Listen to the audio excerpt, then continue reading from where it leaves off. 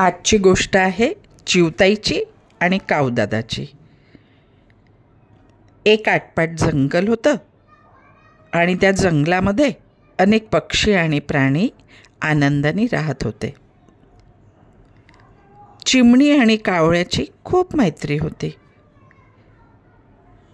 त्या जंगलामध्ये चिमणीचं घर होतं मेणाचं आणि कावळ्याचं घर होतं शेणाचं. चिमणी इतकी कामाची होती, दिवसभर काम करायची, घर आवरायची, पिल्लांना सांभाळायची. आणि कावळा नुसता आळशी होता, नुसता घरामध्ये पसारा करायचा. हे दोघंही रोज भेटायचे आणि एका फांदीवर मक्याचं कणीस खात खात बोलत बसायचे. एकदा चिमणी कावळ्याला म्हणाली, कावदादा, आता पावसाळा सुरू होणार आहे, घराची डागडुजी करून ठेव आणि अन्न पण साठवून ठेव, मग आपल्याला पावसामध्ये बाहेर पडता येणार नाही. पण कावळ्याने काही ऐकलं नाही, नुसता आळशी होता कावदादा. चिमणीने आपल्या मेणाच्या घराची डागडुजी केली आणि जे जे अन्न तिला लागणार होतं ते सगळं तिने आपल्या घरट्यामध्ये भरून ठेवलं. पावसाळा सुरू झाला.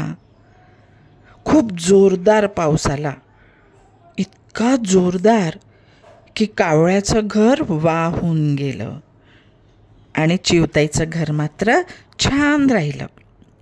कावदादा नुसता ओला ओला झाला. खूप थंडी वाजायला लागली त्याला.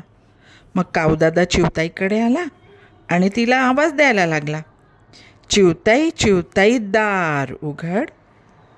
चिवताई काय म्हणाली, थांब, माझ्या बाळाला आंघोळ करू दे. पुन्हा थोड्या वेळाने कावदादाने आवाज दिला, चिवताई, चिवताई, दार उघड. चिवताई म्हणाली, थांब, माझ्या बाळाला टॉवेल गुंडाळू दे.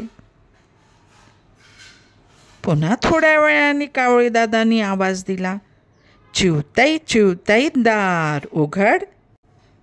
चिवताई म्हणाली, थांब, माझ्या बाळाला पावडर लावू दे, कपडे घालू दे. पुन्हा थोडा वेळ गेला. कावदादांनी आवाज दिला, चिवताई, चिवताई, दार उघड. चिवताई म्हणाली, थांब, माझ्या बाळाला दूध पाजू दे. थोड्या वेळाने पुन्हा कावदादांनी आवाज दिला, चिवताई, चिवताई, दार उघड. चिवताई म्हणाली, थांब, माझ्या बाळाला झोपी जाऊ दे. मग चिवताईने अंगाई गीत म्हटलं आणि तिचं छोटंसं बाळ झोपी गेलं. तोपर्यंत कावदादा नुसता पावसात भिजत होता. त्याला खूप थंडी वाजत होती. एकदाचा चिवताईने दार उघडलं आणि कावदादा चिवताईच्या घरात गेला. चिवताईने मग त्याला गरम गरम खीर खाऊ घातली. ती खीर पोटात गेल्यावर त्याला खूप छान वाटलं. चिवताईचं घर खूप उबदार होतं. कावदादाला एकदम छान वाटलं.